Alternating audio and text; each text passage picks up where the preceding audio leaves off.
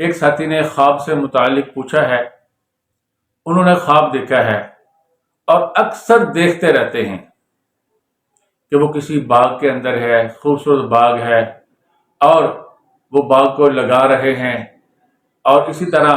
باغ میں پانی بھی لگاتے ہیں اور باغ کا پھل بھی کھاتے ہیں۔ تو ان کے لیے عرض یہ ہے،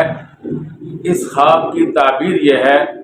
کہ انشاءاللہ العظیم آپ کا کسی مالدار لڑکی سے نکاح ہو جائے گا،